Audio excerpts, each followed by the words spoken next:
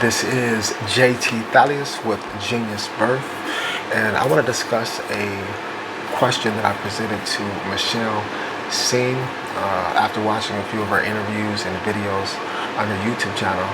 I presented a question and then she answered in video form, and she put the question back out to us, the subscribers. And that question is, who is our inspirations? You know, she answered hers, which was Mr. Lee, a very active and accepting, motivational individual. And that was interesting to hear. And in the same way, I wanted to answer that question as well. It's definitely going to be my father. I was born in a family of four, so it's my older brother, myself, then my sister, and then my youngest brother, Big J. Sometimes you see him on my channel.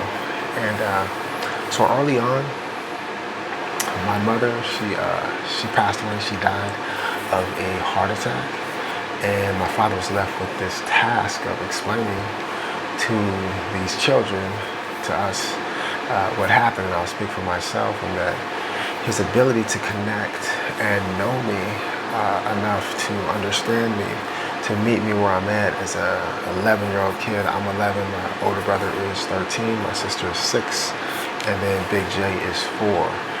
And to have this discussion with me, understand me, connect with me well enough to say, get me to see that she's in a better place, and this place we're all aspiring to be at some time. That's what I needed to hear. At that time, it helped, it made it a positive experience for me, a positive thing, because I just believed what he was telling me.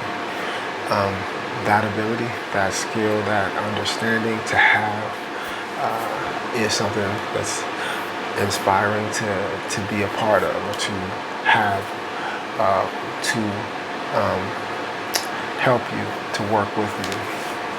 And then that transferred to other areas in my life later, you know, sports, school, work, relationships, to have him to discuss with me, to understand me well enough to connect and know how to talk to me in a way where he can meet me where I'm at, to help me to reach where an understanding where I need to be, to deal with different life experiences, to have someone in that way, which takes you to the next one, which is a good listener. You know, not listening in a way where you're trying to just wait till someone's done so you could say what's on your mind the whole time while they were talking, but rather to actually listen, to connect and hear, understand, and then meet them where they're at in their minds, to take them where they would need to be in their situation. Just a good listener is always a gift that you give someone. And another thing is positivity, always seeing the good in everything, no matter what. As a preacher, my father's a preacher, a teacher, a counselor, an advisor. You deal with crowds of people. When there's large crowds of people, you're always getting different, there's always something going on, a dynamic that's created, and always never passing on that negative energy, always passing on positivity. I think you said also in yours, don't ruin someone else's day, you know? And really, if you could create in someone a smile, like you have someone, make someone laugh, you're really affecting your own day if you could perceive it more in that way. But that positive energy that he has, he passed that on to all of us. And that, like I was talking to Big J the other day, some people meant it in a negative way, but they said, you know, with you, it's always all good. And I was like, that's a testament to how you show up. You know, that's an imprint you left in their mind, that you see it positive, regardless of what it is. It's always going to be all good. Or with my own life, during the worst time in my life, I saw someone save my name on their phone as a smiling face. And that just, I was looking at that and thinking, with everything that's going on, you know, I didn't transfer, and that's directly from my father's example. He left that imprint on all of us.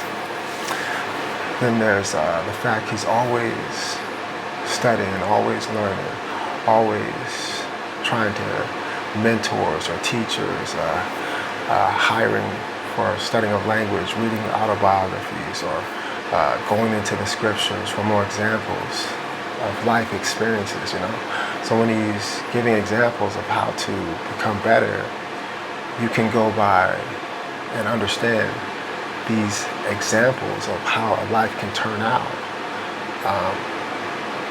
and see if this is the way you would want your life to go by seeing examples of others' lives, or you can create your own experience.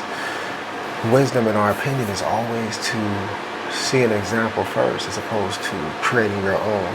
But they're both ways of going about it. Also, so good listener, positive, and always seeing the positive as an example that I didn't like. I remember being at the house when I lived at the house where my new car, it got hit by the neighbors. So they backed up, they hit my car. Someone came in, let me know. I came outside, and they were so apologetic for what had happened. And I'm sitting in my new car here. My father comes out and he says that it doesn't look bad. On that day, he doesn't know, but on that day we renamed him, Mr. Positive. So I thought that was kind of funny that he's always seeing the good in every situation. It's a beautiful thing. So always pushing towards excellence, which is kind of the same thing as always learning and studying and with mentors and teachers, but always pushing towards excellence, which is my brand name, Genius Birth, right? Which is ultimately, in my opinion, a second birth. Any craft or any skill, any study that people are designed to do through repetition creates excellence. And that's a birth of their natural, innate skill. And that is a genius birth, just to sell by my brand here, Genius Birth Excellence. I want to thank you, Michelle, for your question.